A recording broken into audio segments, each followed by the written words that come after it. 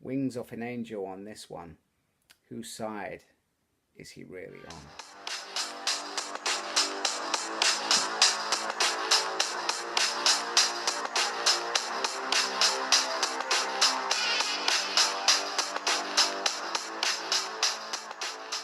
Hello and welcome to a Smurp video, and today we are looking at Uncanny X-Men issue 6. And on the front page we have X-Men's Horseman of Peace, and up there we have a lovely sentiment to the late Stan Lee, 1922 to 2018. And inside we have this lovely picture of Stan, the man. So Psylocke has released Archangel, and he is kind of on the rampage. He's kind of furious, and he attacks Magneto. And Magneto pretty much is kind of beaten to death. Not to death, obviously. But Magneto points out that he was at peace with us, and now he's not. And Archangel says, Magneto doesn't lie, you've ruined it, Betsy, for me.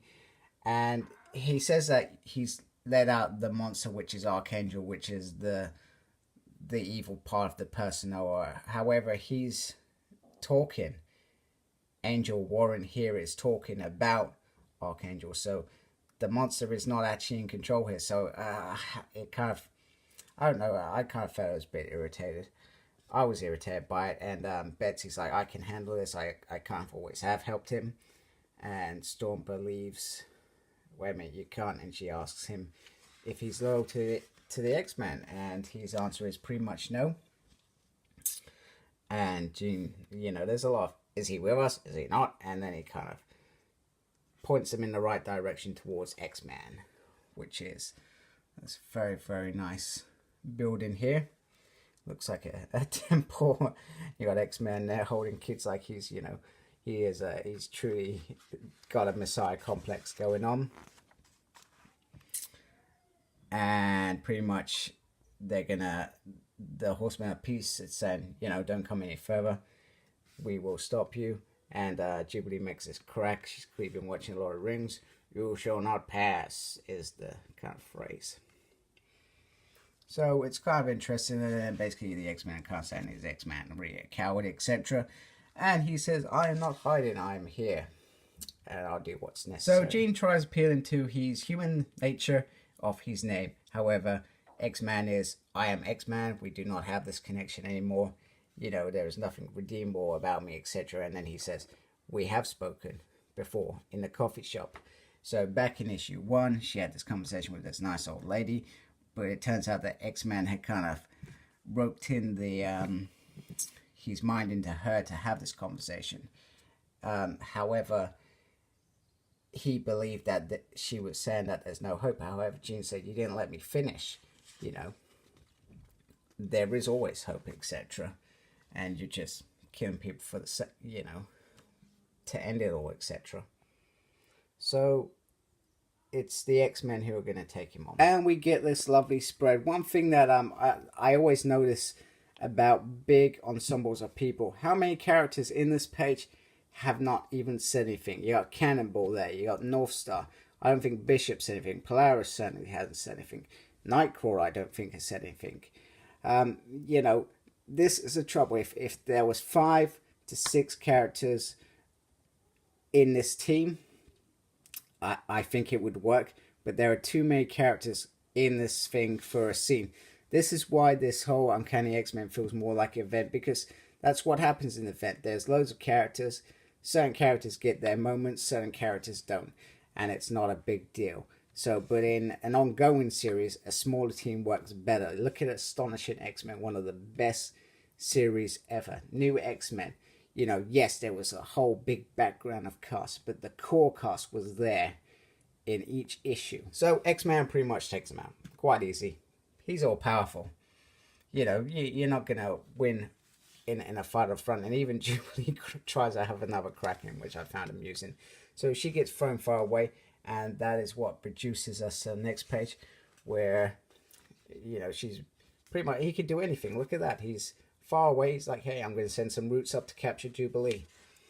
And that's where the young X-Men come in. And pretty much Jubilee says, no, you shouldn't go full fighting with this guy because you can't win. And Armor says, we're not going to fight him. We're going to talk to him. That's what we need to do. Have a conversation. Anyway, X-Man is dying. I'm not sure. Okay, so he is actually the biological son of Jean and Cyclops' alternative versions. He's not a clone or anything like that. And our Nathan Dayspring Summers Cable was the son of Madeline Pryor, who was actually a clone. So I'm still kind of a bit screwed why he's dying, etc. So it never really gets said, but he wanted to do some good. He wanted to end everything in there. Anyway, Legion interferes. And he says, I banish you, X-Men, to the world you came from. So I banish you, X-Man. Sorry, I misread that completely and I probably said it wrong. So anyway, you can imagine where they've landed. The Age of Apocalypse. Now, this really bugged me. And it bugged me in Uncanny X-Force as well. The Age of Apocalypse was an alternative version created because Legion killed Professor X instead of Magneto. That's how it was created. However, it was ended in that series. So when they keep going back to the Age of Apocalypse, okay, other dimensions, realities do exist, but it just kind of bugs me because what was that whole story for, where it ended in such a way that it brought us back? That was the horrors of what could happen without Xavier. But they keep going back to it. It kind of really, I don't know, it pees me off a little bit. I don't know why, I'm just a bit cheesed off with that. So anyway, that's how the story ends. They all look a bit different or something like that. And I'm presuming we're in Age of Apocalypse for the next issue. Okay, at the end we get a lovely Stan soapbox here, which would have probably been one of his older writings to his you know, people that were reading X-Men's back in the 60s, etc. Pussycat, blimey. And then we got Daddy-O going on. Sorry, I couldn't resist. I've been reading some old Amazing Spider-Mans, and Mary Jane's like, hey Daddy-O to Peter Parker. It's pretty cool. I love those, reading old stories. Okay, so all in all, it's a good issue and the story is growing nicely. I'm really enjoying it. And it's just the end bit just kind of bugged me a bit, and we're starting to understand perhaps why X-Man's doing the things he's doing. Archangel's back and he's, you know, got his whole demon battle going on, but then we don't really see much of these after pretty much the first thing. So what is their real role? They're just puppets by the looks of it. So I'm looking forward to reading the next issue soon. Thank you for watching. Look up my page on Facebook, SmurredP. Like, comment, subscribe as usual, and embrace the geekiness. Take care. Goodbye.